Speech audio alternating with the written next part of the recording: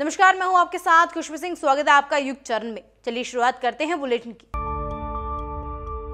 Israel Hamas जंग के बीच Israeli सेना ने 22 साल की फिलिस्तीनी एक्टिविस्ट अहद तमीमी को गिरफ्तार कर लिया है।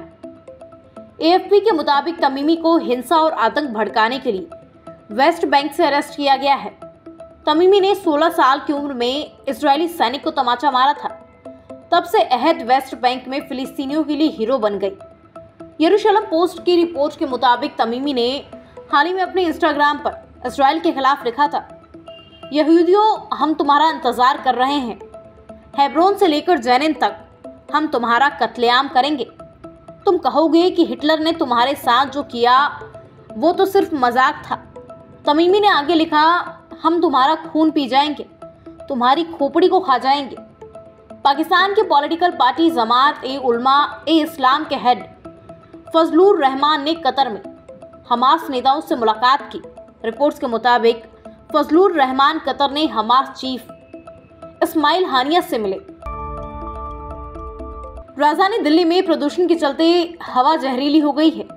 सोमवार को दिल्ली का एवरेज एयर क्वालिटी इंडेक्स यानी AQI 470 दर्ज किया गया। WHO के मुताबिक 0 से 50 के बीच का AQI सुरक्षित माना गया है। इस लिहाज से दिल्ली की हवा WHO की तय सीमा से 20 गुना ज्यादा प्रदूषित है। दिल्ली में एयर क्वालिटी क्रिटिकल यानी खतरनाक स्तर पर पहुंचने के बाद पर्यावरण मंत्री गोपाल राय ने 13 से 20 नवंबर तक गाड़ियों के लिए ऑड इवन सिस्टम लागू करने का ऐलान किया है। सोमवार को मुख्यमंत्री अरविंद केजरीवाल की अध्यक्षता में प्रदूषण को काबू में लाने के लिए मीटिंग हुई थी। इसमें दीपावली के अगले दिन से एक हफ्ते के लिए ऑड इवन फॉर्मूला लागू करने का फैसला लिया गया। प्रदूषण को देखते हुए दिल्ली सरकार गैर जरूरी कंस्ट्रक्शन BS3 कैटेगरी वाले पेट्रोल और BS4 कैटेगरी वाले डीजल वाहनों पर पहले ही रोक लगा चुकी है। वहीं 5वीं तक के स्कूलों को 10 नवंबर तक बंद करने का आदेश दिया गया था। राजस्थान विधानसभा चुनाव के लिए कांग्रेस और भाजपा ने रविवार रात आखिरी सूची जारी की। इसके बाद 200 सीटों पर साफ हो गया कि कौन किसे टक्कर देगा। भाजपा कांग्रेस की इन लिस्टों के बाद दोनों पार्टियों ने सभी सीटों पर प्रत्याशियों का ऐलान कर दिया। कांग्रेस ने 199 सीटों पर प्रत्याशी घोषित किए हैं, जबकि एक सीट पर उसकी सहयोगी पार्टी RLD ने उम्मीदवार उतारा है। कांग्रेस की ओर से जारी हुई 7वीं सूची में कोटा उत्तर में भाजपा के प्रहलाद गुंजल के सामने कांग्रेस ने शांति धारीवाल को उतारा है। वहीं झोटवाड़ा में भाजपा के राज्यवर्धन राठौड़ के सामने कांग्रेस से अभिषेक चौधरी होंगे। दादारामगढ़ सीट पर रोचक मुकाबला है। यहां पति पत्नी आमने सामने चुनाव लड़ रहे हैं। कांग्रेस उम्मीदवार वीरेंद्र सिंह की पत्नी डॉक्टर रीटा सिंह जननायक जनता पार्टी से इसी सीट पर चुनाव लड़ रही है। वीरेंद्र सिंह की पत्नी सीकर की जिला प्रमुख रह चुकी है। वो कांग्रेस से टिकट की दावेदारी कर रही थी। हाल ही में वो जननायक जनता पार्टी में शामिल हुई।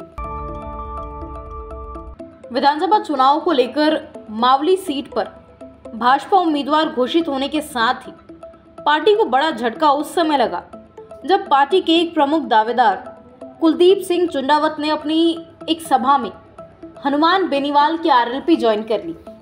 इस पार्टी से नामांकन भी दाखिल कर रहे थे। इधर मावली सीट पर भाजपा के प्रत्याशी कृष्णा गोपाल पालीवाल ने भी नामांकन दाखिल किया। इस दौरान उनकी सभा में बड़ी संख्या में लोग जुटे। वल्लभनगर विधानसभा से भाजपा के उदयलाल डांगी ने पर्चा भरा। डबोक अपने घर से रवाना हुए डांगी भटेवर होकर वल्लभनगर पहुंचे, जहां उनके साथ समर्थक चल रहे थे। मावली में पिछले चुनाव में भी कुलदीप को टिकट नहीं मिला तो उन्होंने निर्दलीय नामांकन भरा था और तब पार्टी ने उनको मना दिया था। सवारियों से भरी बस ओवरब्रिज की रेलिंग तोड़ते हुए रेलवे ट्रैक के पास जा गिरी। इस हादसे में 4 लोगों की मौत हो गई, जबकि 29 लोग घायल हो गए। हादसे के बाद दिल्ली जयपुर रेल मार्ग करीब 2.5 घंटे तक बंद रहा। एक्सीडेंट रविवार रात करीब 2 बजे दौसा के कलेक्ट्रेट के पास से गुजर रहे रेलवे ओवरब्रिज पर हुआ। हादसे में गंभीर घायल 7 यात्रियों को जयपुर के सवाई मानसिंह हॉस्पिटल रेफर किया गया। जानकारी के अनुसार प्राइवेट बस हरिद्वार से उदयपुर की तरफ जा रही थी।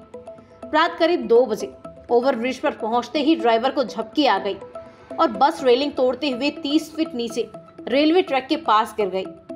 हादसे के बाद मौके पर अफरा तफरी मच गई। अतः घटना की जानकारी के बाद कलेक्टर कमर चौधरी और एसपी बजरंग सिंह शेखावत मौके पर पहुंचे।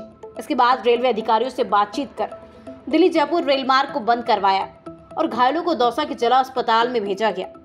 बस में करीब 35 से ज्यादा यात्री थे जो हरिद्वार में अस्थि विसर्जन की क्रिया कर अपने घर लौट रहे थे। ऐसी तमाम खबरें देखने के लिए सब्सक्राइब कीजिए हमारे चैनल को और यूं ही बने रहिए युग चरण के साथ।